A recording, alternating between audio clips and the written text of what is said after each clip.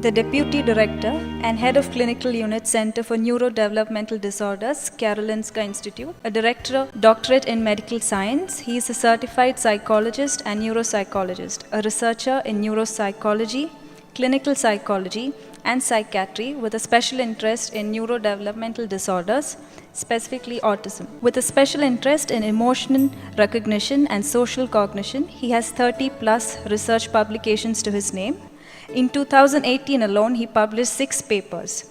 In collaboration with a European consortium, he developed a computer program to assist children from age 5 to 10 years with autism spectrum disorders to understand and express emotions through facial expressions, tone of voice, and body gestures. Welcoming Dr. Steve Berggren to share his experiences with Emotiplay. Thank you. It's nice being introduced in that sense. I was here before. 29 years ago, I was in Kovalam, staying on the beach for 1 month. I've been in Trivandrum, traveled around India. I really love this country. And I really want to say thank you for the organizers here to organize such a nice event. I'm really grateful. Thank you. I was invited to talk about Emotiplay. Emotiplay is actually the name that is selling, like the product is called Emotiplay. But I'm going to switch soon and talk about AEC inclusion. That was the working name, what we started with. And before I do that, I just want to mention a couple of things about the center. You have the email, not the mail address, the web address up there. It's in English also, in Swedish. You can go in there and you can just post your email address and you get sent out different conferences, lectures and different things. You can also read about the different kinds of research we do. Research is one part of kind, but the other part is a clinical part. And we believe a lot into mix research with clinic. So we want to have that so both clinicians and researchers can benefit from each other. We do basic research. We look at etiology behind neurodevelopmental disorders. And we do also really applied psychology interventions. But we also want to mix that. We have some different kinds of research that we actually look at personalized medicine. How is it that one person could benefit from an intervention, but the other could not? So we collect saliva and look at if we can see any different in the genes variations and so forth. I think that's the future, also to personalize interventions. Now we put everybody in a group. This is autism. But listen to everybody today and other international conferences. One should wonder, what is autism? We have to somehow also look to the individual. We do assessments, and we come up to the idea that these persons qualify through the different DSM-5, DSM-4, the criteria for autism. But more importantly, I think we should more look about the functioning. We have been working with the WHO and looking at the ICF, International Classification Function System. The more go into that to help the person in different contexts, what kind of help is needed, and also build on the strength that the person have, not calling them by autism. This person has autism. No, this person has these difficulties and these strengths. That's, I think, it's important. So read more about us there if you want to, and yes, do that. I'm going to talk a bit about emotions. It's my field a lot, emotions, but I won't go into that because we could stay here for 3 days talking about emotions, and I won't do that. But this program actually aims to teach children emotions. So what are emotions? Interculturally or cultural differences, it could be. I remember first time I was in India, I was asking, could I order some food? And the guy goes, no. He said, yes. I'm sorry. He said, yes, this is hard for me. And I said, could I have it or could I not? Yes. And for me, it's like, what? He's saying yes, but he's showing no. It took a while for me to understand, yeah, okay, he has the food. It's the same here. This is my daughter, 5-year-old. What is she? Is she sad? What is she? Happy, okay. Even in Sweden or in India, you can see her happy, right? What is she here? Yeah, she's contemplating, probably.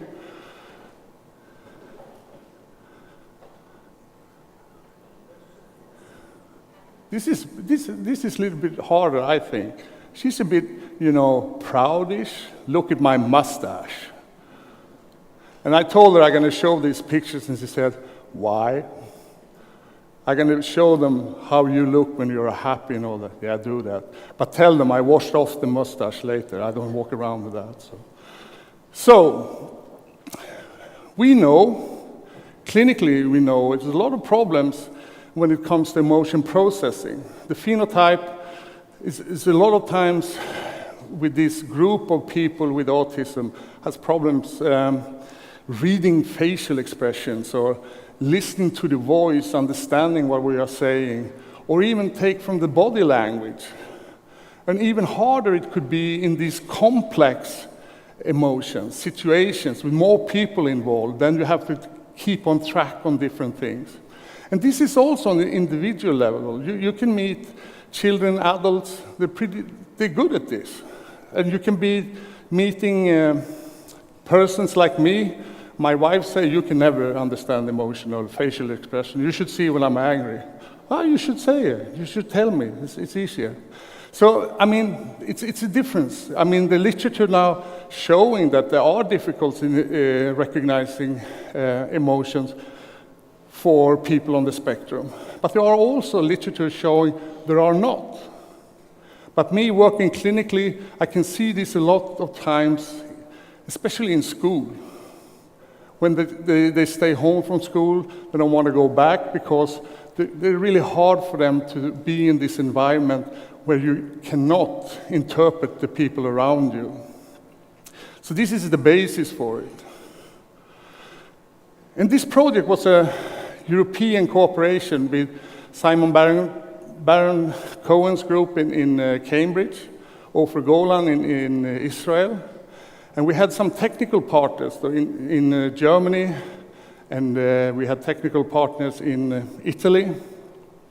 And we also worked with this company called Compedia that had 30 years of experience working what we call serious gaming. And all this project was founded by the European Union. We worked with this for 4.5 years, and we're still trying to get more money to do some things better in this program. And it started off like the AC inclusion, as I said. It's an interactive emotion game, and it's internet-based. So the game will never be finished. A lot of people ask me, when is it finished? It's never going to be finished, because the thought is we're going to fill on this new different games in it. We're going to have new curriculums for learning different things. So it's never going to be finished. So what is it? So it's a concept. The thought was from the beginning that the owner of Compedia said to Ofer Golan in Israel, why aren't there any games for children between 5 and 10 years old? And this was because Shai had his son that had autism. And he tried to find games for this. And Ofer was a PhD student to Simon Baron-Cohen before, and he said, I don't know, let's make one. And that's how it started, an initiative from a parent, actually. And Ofer got the best people around Europe to to get it, not the best, all of you are the best here from Europe and others, I'm sorry, but he tried to get a good group together doing this. So we got everybody together to look at this. And the purpose was also that we should have the new technology in this. It's not only expression, they have games with expression, and not only recognition, also expression. So we want to have a face reader. We want to have a voice interpreter. We want to have a program that could actually see your body language. So that's what the different universities did. Voice was the German group. Face was another group in Cambridge. And could you guess who had the body language? The Swedish? No, the Italians, of course. Italians, they speak with their hands all the time. So we wanted to find all these different things.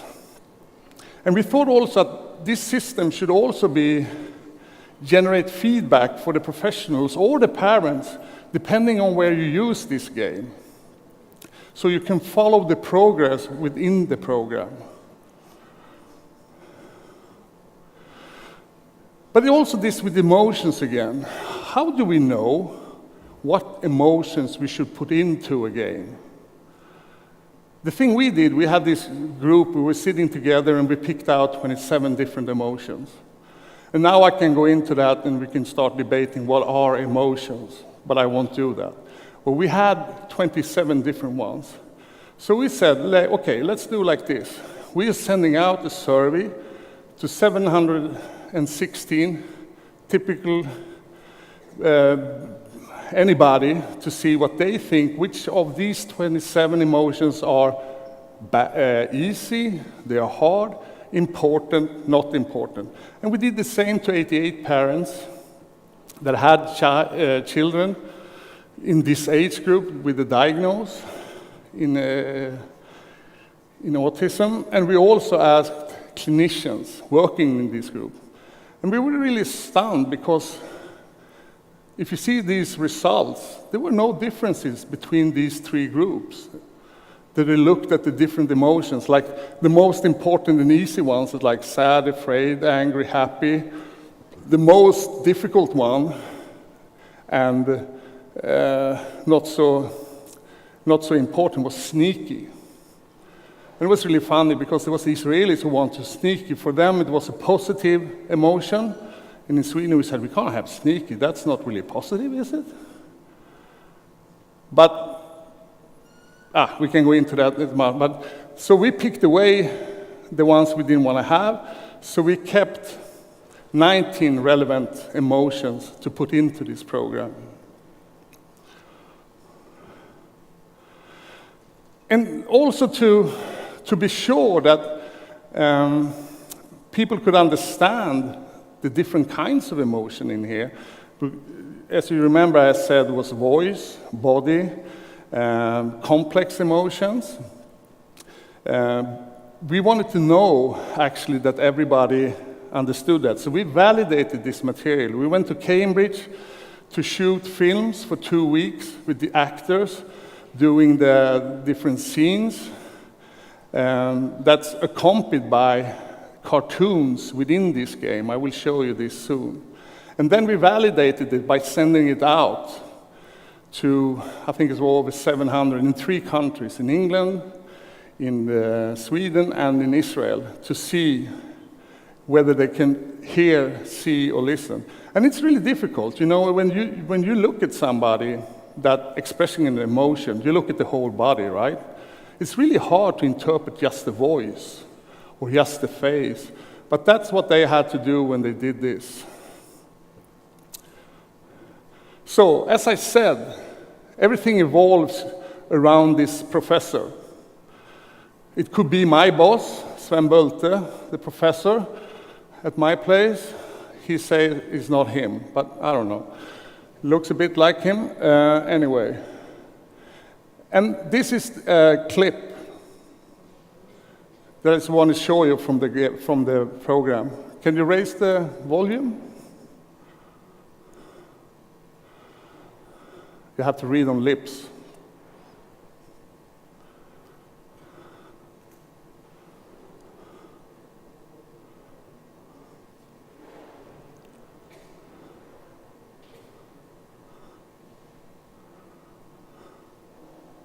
Anyway, I can talk. So this game is, they disappeared. So this game is built up like this. You have a portal, you get in, and you have three different areas. You have one area where you actually learn the different emotions, starting by really basic. How do you look facially when somebody's happy? You know, you go up, your eyebrows go up, and so forth. And you learn by step. And every time you go through a step, you get virtual coins. The virtual coins you can go and use in another area where you can play games. But all the games there are about emotions. We did focus groups before we built this with the age group and asked them what kind of games did they like. So we rebuild the games a little bit, put in faces, put in voices and stuff. So all the games also are connected to different kinds of emotions. Then we also have a little home where they actually can buy stuff for the house. A lot of kids like to play and buy and put nice stuff in the house or buy new clothes for the avatar and stuff like that. So the purpose of this was to be self-motivated. You can make your coins, you can play the games, you can go into the house and do different things. And all through this game, you get, you have to pass through different levels and you get different tests like, how does this voice sound? Is this somebody's happy, angry, or whatever? And you can make these coins. I'm sorry there was no sound, so we move on. The voice we heard doesn't sound proud. Oh, you see. I knew I could do it. That's right. The voice we heard sounds proud. Yes, it happened again. I don't think you should delete that recording. That's right. The voice we heard sounds proud. Here we go again. That's right. The voice we heard doesn't sound proud. You know, Max, you've become a real experienced researcher. You know a lot of signs that help us identify emotions. You also know the different signs for identifying emotions, and you know how to decipher emotions all by yourself. I'm so proud of you. So this is a clip from the actual game. So let's move on. As I said,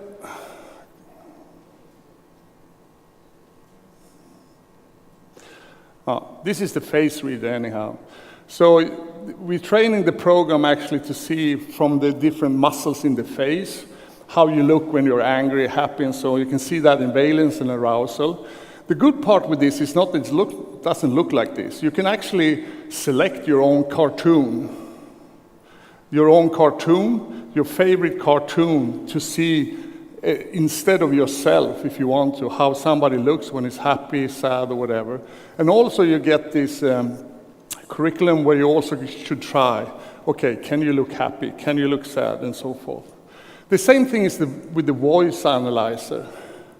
There you also get different kinds of instructions to sound as you're happy or sad or whatever, and you get different virtual coins for that.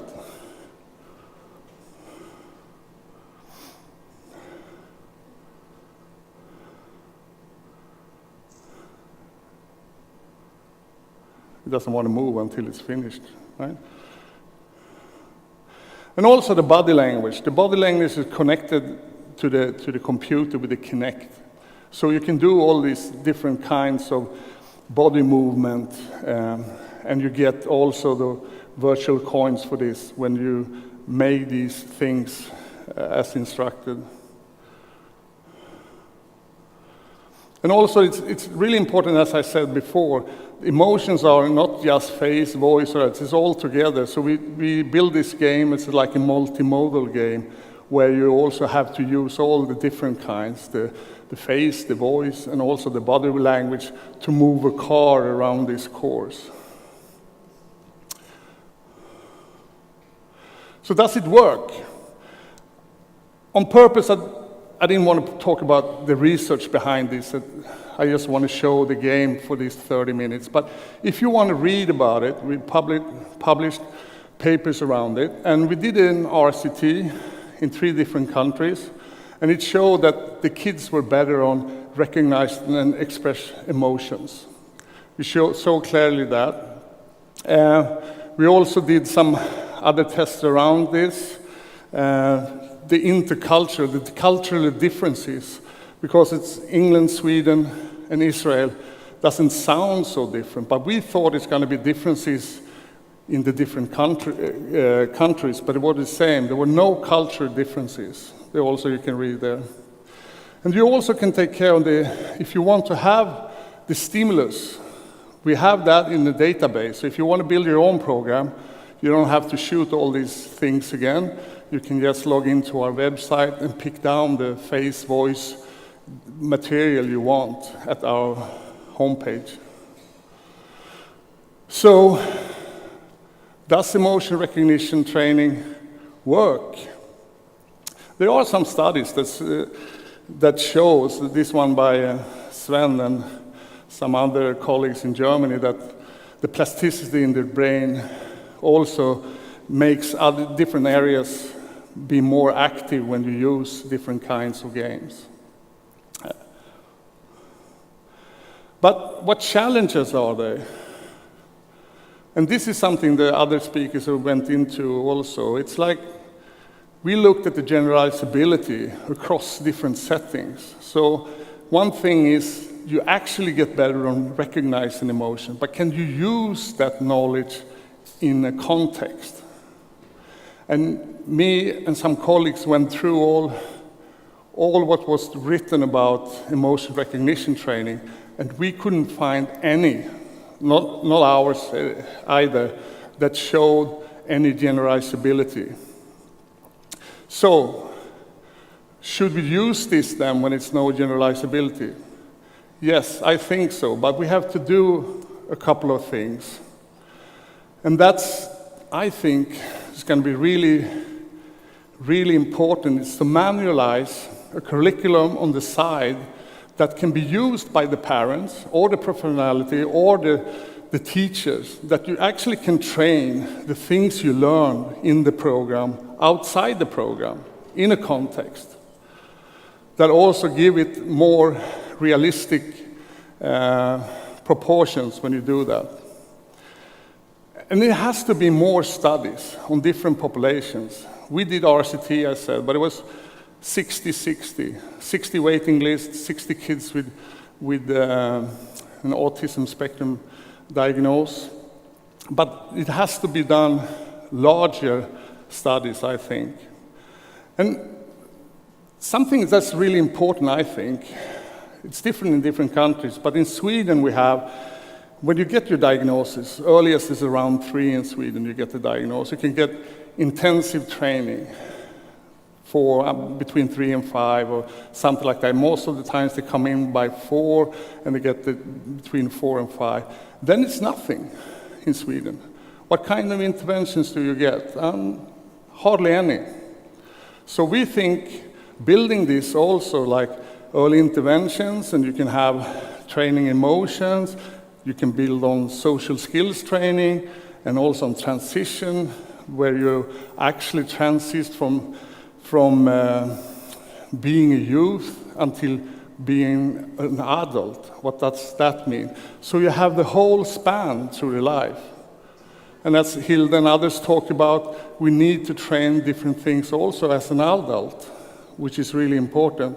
So this is a program that also used for using in schools. We really try to get different kinds of interventions into schools as well. This, together with social skills training, it's really hard to train emotions or social skills without mixing those two and say this is that and that's this. So I think both these things should be used in schools as well. It's not only for the group of children with autism. We think there's other groups also in the society that could benefit from this, actually. And I have to thank our sponsors, especially the European community and different others who gave us money for this, to do this, and we tried now to raise more funding to make improvements in the game. So thank you. If you want to have more information about this, you can go into the website, emotiplay.com. You have contact to Compedia and others that can answer when you can buy this game. So far, it's in 7 languages. It's not in any Indian languages yet. Or you can mail me if you want to have more information about this. Thank you.